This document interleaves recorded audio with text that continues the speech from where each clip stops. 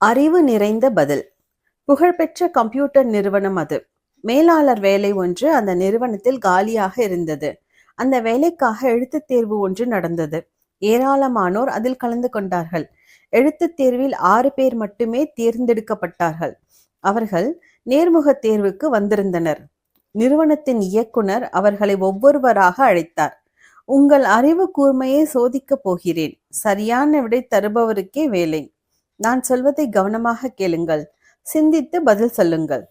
கடுமையான குளிர்காலம் அது. உடலை நடுங்க வைக்கும் குளிர்காற்று எங்கும் வீசிக்கொண்டிருந்தது. மக்கள் நடமாட்டமே வெளியே இல்லை. 2 பேர் மட்டுமே பயணம் செய்யக்கூடிய சிறிய கார் அது. நீங்கள் அதை ஓட்டிக்கொண்டு சென்று கொண்டிருக்கிறீர்கள். நீங்கள் அல்லாமல் அதில் இன்னொருவர் மட்டுமே அமர முடியும். வழியில் பேருந்து நிறுத்தம் ஒன்று உள்ளது. உங்களுக்கு தெரிந்த 3 பேர் அங்கே நின்று கொண்டிருக்கிறார்கள். அவர்களில் ஒருவர் உங்களுக்கு அடுத்த வீட்டில் குடியிருக்கும் பெண்மணி. அவருக்கு கடுமையான ஆஸ்துமா வியாதி உள்ளது. குளிரினால் இந்த வியாதி மேலும் அதிகமாகிவிடும் என்பது உங்களுக்கு தெரியும்.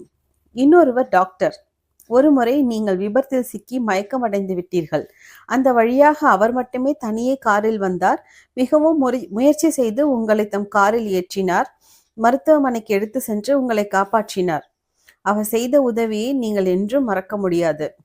3ஆம் உங்கள் ஆருயிர் காதலி. அவளை சந்தித்து பேச வேண்டும் என்பதில் ஆர்வமாக உள்ளீர்கள். பல நாட்களாக அவளை சந்திக்கும் வாய்ப்பு உங்களுக்கு கிடைக்கவில்லை. உங்கள் கார் அவர்கள் அருகில் நின்றது. அவர்கள் 3வருமே உங்களை பார்த்து மகிழ்ச்சி அடைகிறார்கள். ஒருவர் மட்டுமே உங்களுடன் செல்ல முடியும் என்பது அவர்களுக்கு புரிகிறது. 3வரும் ஒரே குரலில், பேருந்து எப்பொழுது வரும் என்று தெரியவில்லை, என்னை மட்டும் உங்கள் காரில் ஏற்றி செல்லுங்கள் என்கிறார்கள். இந்த சூழலில் நீங்கள் என்ன செய்வீர்கள்? அவர்களில் யாரை உங்கள் காரில் ஏற்றி செல்வீர்கள் என்று கேட்டார் அவர். 6 பேரில் ஒருவர் மட்டும் சரியான பதிலை சொன்னார். அவருக்கு வேலை கிடைத்து விட்டது. அவர் சொன்ன பதில் என்னவாக இருக்கும்? என்ன நண்பர்களே, இந்த கதைக்கு சரியான விடையை கண்டுபிடிச்சிருப்பீங்கன்னு நினைக்கிறேன். உங்க சரியான விடையை எனக்கு கமெண்ட்ஸ்ல ஷேர் பண்ணுங்க.